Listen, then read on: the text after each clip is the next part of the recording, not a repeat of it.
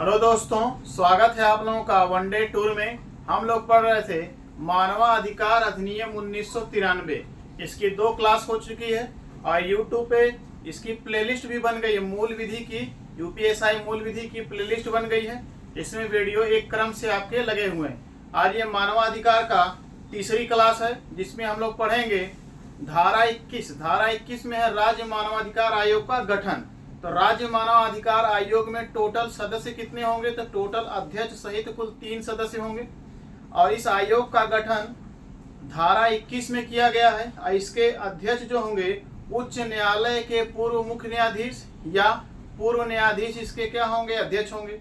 एक सदस्य वो होगा जो उच्च न्यायालय के पूर्व या वर्तमान न्यायाधीश हो या उच्च न्यायालय में न्यायाधीश बनने योग्यता रखता हो। और इसके अलावा एक सदस्य जो मानवाधिकार मामलों का अनुभवी हो। तो राज्य मानवाधिकार आयोग में कुल कितने सदस्य होंगे? तो अध्यक्ष सहित 3 सदस्य होंगे और राष्ट्रीय मानवाधिकार आयोग में अध्यक्ष सहित कुल 6 सदस्य होंगे। आज हमारा टॉपिक है धारा 21।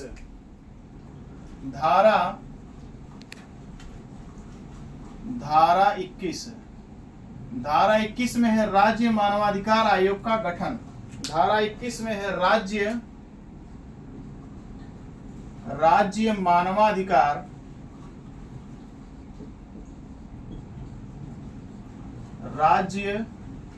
मानवाधिकार आयोग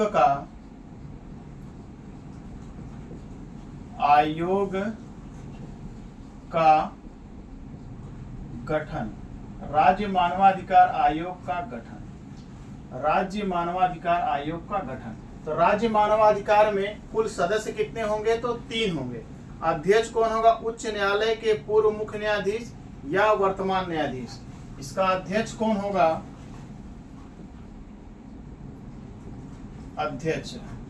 अध्यक्ष होंगे उच्च न्यायालय के पूर्व मुख्य न्यायाधीश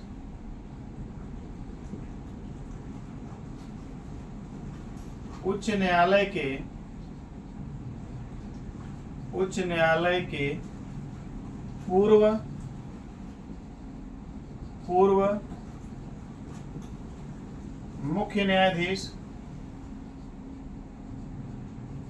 पूर्व मुख्य न्यायाधीश या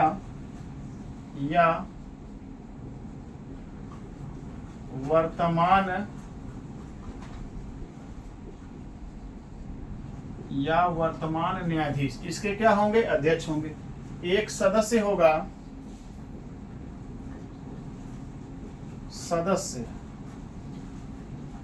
सदस्य होंगे आपके उच्च न्यायालय के पूर्व या वर्तमान न्यायाधीश। उच्च न्यायालय के पूर्व या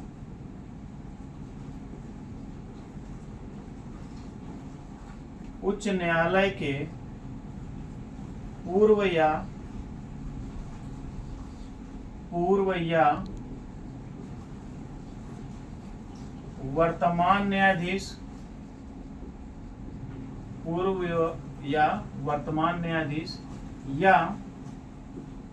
या उच्च न्यायालय में न्यायाधीश बनने योग्यता रखने वाला व्यक्ति या उच्च न्यायालय में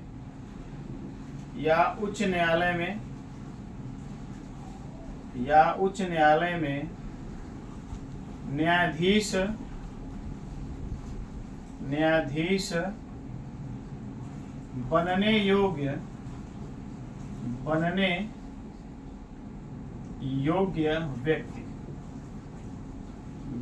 योग्य व्यक्ति। एक सदस्य और इसका होगा। एक सदस्य ये होंगे जो मानवाधिकार मामलों के विशेषज्ञ हो। एक सदस्य वो होगा जो मानवाधिकार मामलों के क्या हो? विशेषज्ञ हो। एक सदस्य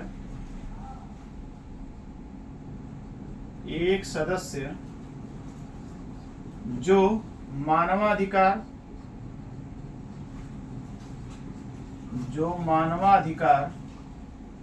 मामलों के विशेषज्ञ हों।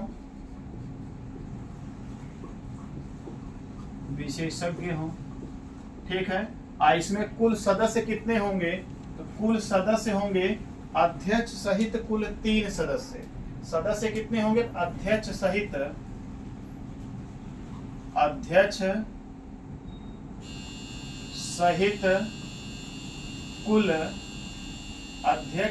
कुल 3 सदस्य होंगे।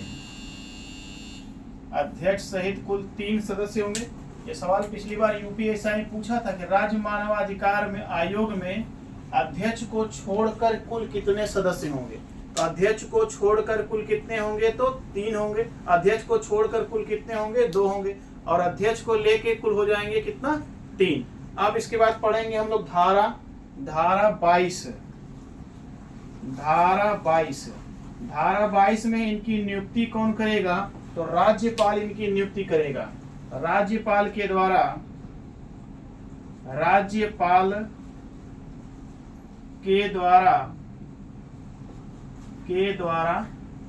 नियुक्ति की जाएगी।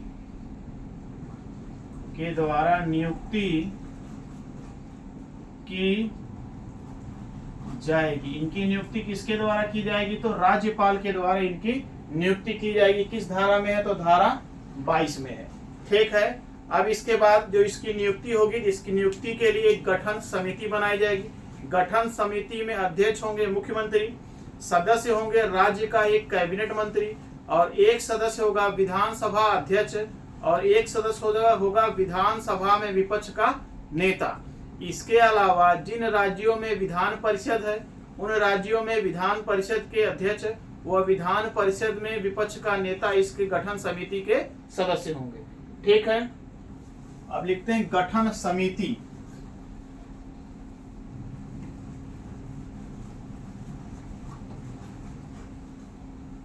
गठन समिति में कौन कौन होगा? गठन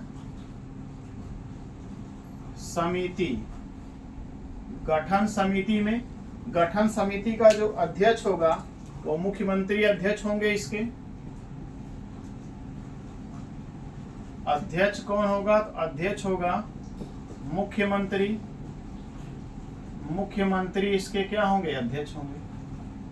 सदस्य इसका कौन कौन होगा? तो सदस्य होंगे कैबिनेट मंत्री, एक मुख्यमंत्री द्वारा नियुक्त कैबिनेट मंत्री, मुख्यमंत्री द्वारा नियुक्त कैबिनेट मंत्री, मुख्यमंत्री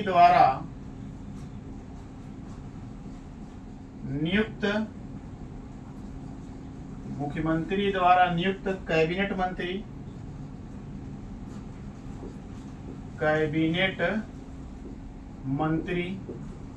ठीक है। विधानसभा अध्यक्ष, विधानसभा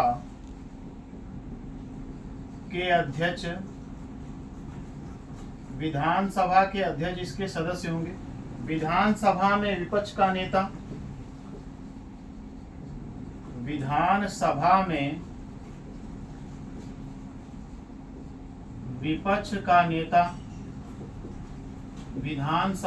विपक्ष का नेता, मुख्यमंत्री इसके हो जाएंगे अध्यक्ष। मुख्यमंत्री द्वारा नियुक्त एक कैबिनेट मंत्री होगा। इसके बाद विधानसभा के अध्यक्ष होंगे, विधानसभा में विपक्ष का नेता। यहीं पे नोट करके लिख देते हैं जिन राज्यों में, नोट करके यहीं पे लिख लीजिए जिन राज्यों में विधान परिषद होगी, जिन राज्यों में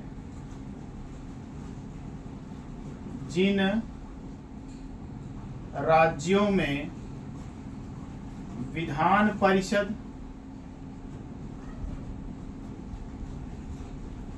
जिन राज्यों में विधान परिषद होगी वहां विधान परिषद के अध्यक्ष,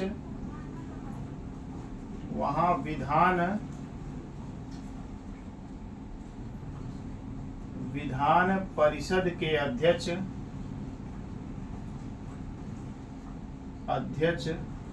व विधान परिषद के विपक्ष का नेता, व विधान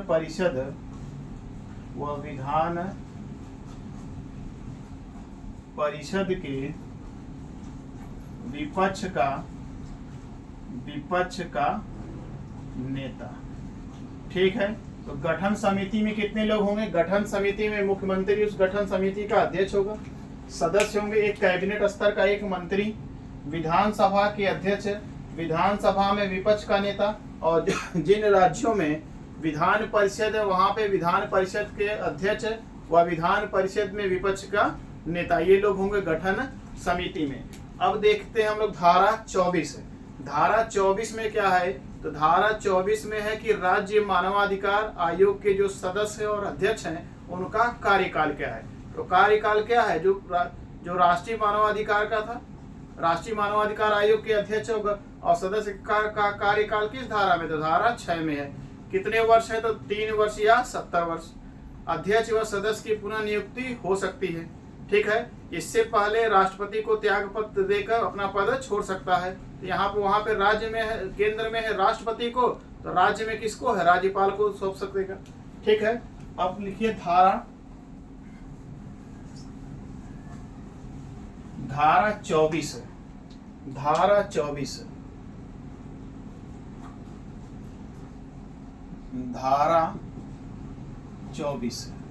धारा 24 में है कार्यकाल। धारा 24 में क्या है? तो धारा 24 में है कार्यकाल।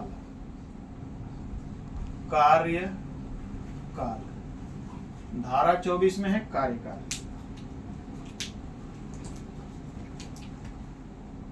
कार्यकाल क्या है? 3 वर्ष, 3 वर्ष या 70 वर्ष, 3 वर्ष या 70 वर्ष, 3 वर्ष या 70 वर्ष की आयु पूरी हो गई हो, कि आयु तक 3 वर्ष या 70 वर्ष की आयु तक अध्यक्ष व सदस्य की पुनः नियुक्ति हो सकेगी। अध्यक्ष व सदस्य की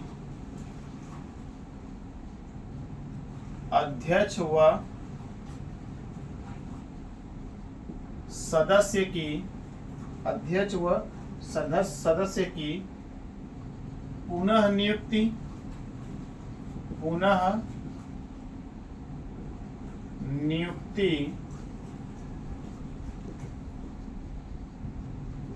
हो सकेगी। अध्यक्ष व सदस्य की पुनः नियुक्ति हो सकेगी। इसके पहले राज्यपाल को, इससे पहले त्यागपत्र राज्यपाल को सौंप सकता है। इससे पहले त्यागपत्र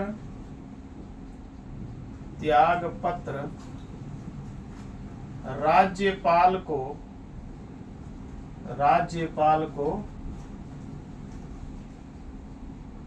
सौंप सकता है। त्यागपत्र राज्यपाल को सौंप सकता है। तो कार्यकाल 3 वर्ष या 70 वर्ष, अध्यक्ष व सदस्यों की पुनः नियुक्ति हो सकेगी। अगर त्यागपत्र देना है तो त्यागपत्र किसको देगा? तो त्यागपत्र किसको देगा? राज्यपाल को। ठीक है, आगे चलें। अगर साबित कदाचार या संवैधानिक असमर्थता की कोई आरोप लगता है तो राष्ट्रपति सुप्रीम कोर्ट से इसकी जांच कराएगा, और सुप्रीम कोर्ट के द्वारा अगर लगाए गए आरोप सही पाए जाते हैं तब राष्ट्रपति इसे पद से हटा सकेगा। ध्यान रखना है, राज्यपाल इसको पद से नहीं हटाएगा। जब भी हटाएगा कौन हटाएगा? राष्ट्रपति। अगला पॉइंट लिख लीजिए, साबित कदाचार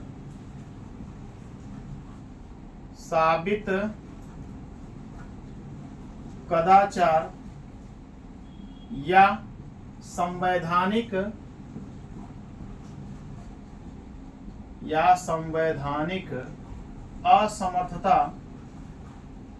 संवैधानिक असमर्थता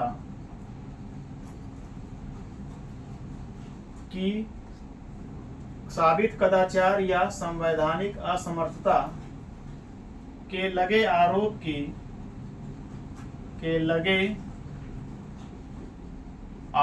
की जांच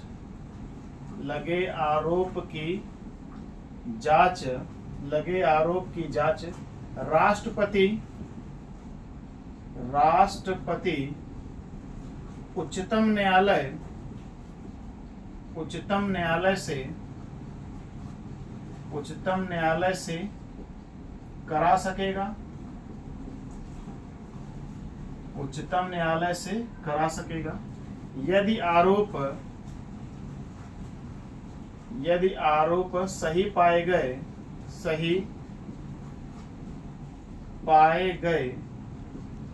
यदि आरोप सही पाए गए तो राष्ट्रपति पद से हटा सकेगा, राष्ट्रपति पद से हटा सकेगा। ध्यान रखना इस बात को, पद से हटाएगा कौन? राष्ट्रपति पद से हटा सकेगा। अब जब तक जांच लंबित रहेगी, इस दौरान राज्यपाल इसके अध्यक्ष व सदस्य को निलंबित कर सकता है। तो लिख लें, जांच लंबित रहने के दौरान राज्यपाल निलंबित कर सकता है। नोट करके लिख लें यहाँ पे, जांच लंबित रहने तक, जांच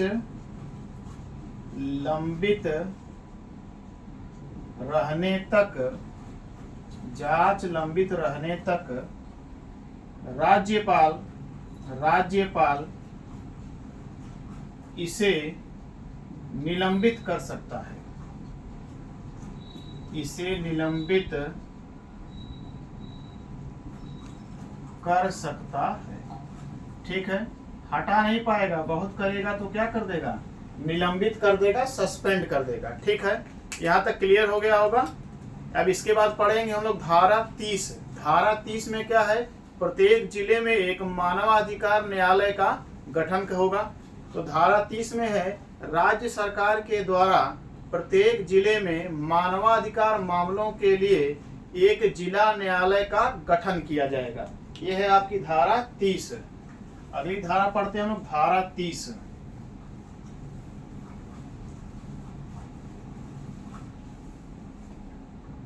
धारा 30, धारा 30, धारा 30 में है न्यायालय का गठन। धारा 30 में है न्यायालय का गठन, न्यायालय का गठन। अब न्यायालय का गठन करेगी कौन? तो राज्य सरकार। तो धारा 30 में लिख लें, राज्य सरकार प्रत्येक जिले में मानवाधिकार मामले के लिए एक न्यायालय का गठन करेगी। राज्य सरकार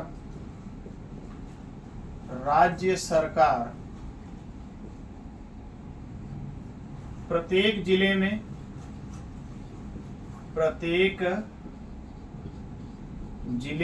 राज्य सरकार प्रत्येक जिले में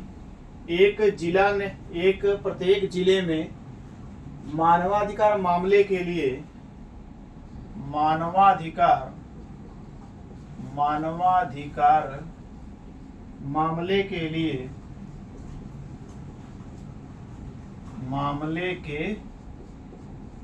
प्रत्येक जिले में मामले के लिए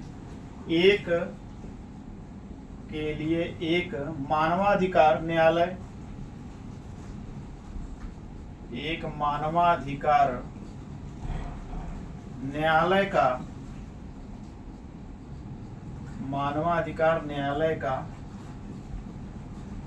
गठन करेगा।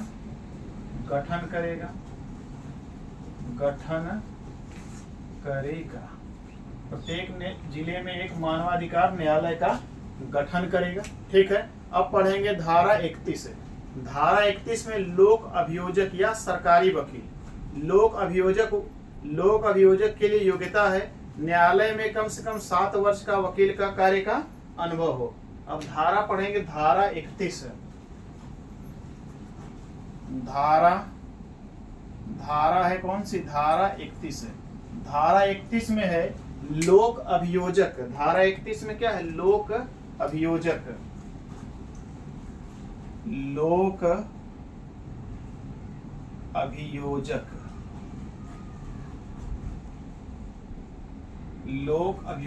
अभियोजक किस धारा में है? तो धारा 31 में है। लोक अभियोजक वही व्यक्ति होगा जिसे जिला न्यायालय में 7 वर्ष के वकील के कार्य का अनुभव हो। लोक अभियोजक, लोक अभियोजक वही व्यक्ति होगा, वही व्यक्ति होगा जिसे जिला न्यायालय में, जिसे जिला न्यायालय में 7 वर्ष की वकालत का अनुभव हो, 7 वर्ष की वकालत का अनुभव हो। ठीक है, ये धारा क्या है? 31 है। धारा 31 में क्या है? लोक अभियोजक। धारा 30 में क्या है? न्यायालय का गठन। ठीक है, क्लियर हो गया होगा। अब पढ़ेंगे हम लोग इसका धारा 12। ठीक है, धारा 12 में क्या है? मानवाधिकार आयोग का कार्य एवं शक्तियां। धारा 12, इनका कार्य क्या है और इनकी शक्तियां क्या है? इनका कार्य है मानवाधिकार के प्रति लोगों को जागरूक करना, मानवाधिकार मामलों को देखना। ठीक है, लिख लीजिए धारा 12। इसमें लिखिए आयोग का कार्य एवं शक्तियां। आयोग का कार्य एवं शक्तियां। आयोग का कार्य एवं शक्तियां। आयोग का कार्य एवं शक्तियां। आयोग का कार्य क्या है? आयोग है मानवाधिकार के उल्लंघन की जांच करना। आयोग का कार्य क्या है? मानवाधिकार उल्लंघन की जांच करना, जेल व बंदी गृह में जाकर जांच करना, मानवाधिकार के प्रति लोगों को जागरूक करना और न्यायालय में लंबित मामलों की समीक्षा करना। मानवाधिकार के मामलों की जांच करना,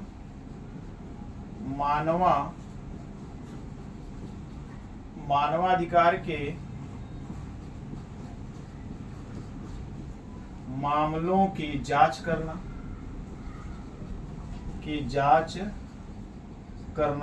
मानवाधिकार के मामलों की जांच करना, जेल व बंदी गृह में जाकर निरीक्षण करना, जेल व बंदी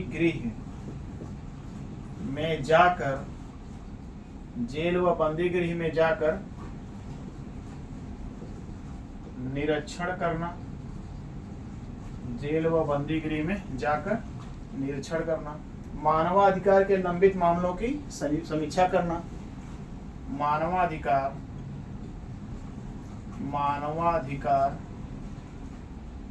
के लंबित मामलों की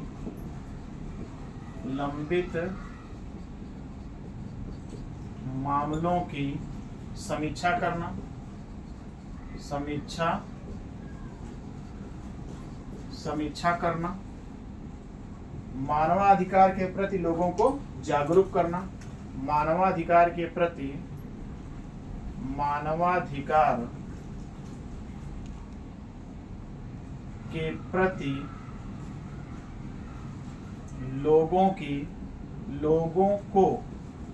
लोगों को जागरूक करना। ठीक है, ये हो जाएगा आपका मानवाधिकार। यहीं पे समाप्त हो गया मानवाधिकार अधिनियम 1993। ठीक है, क्लास कैसी लग रही है आप लोग कमेंट जरूर करिए। क्लास आप लोग को कैसी लग रही है। Thank you.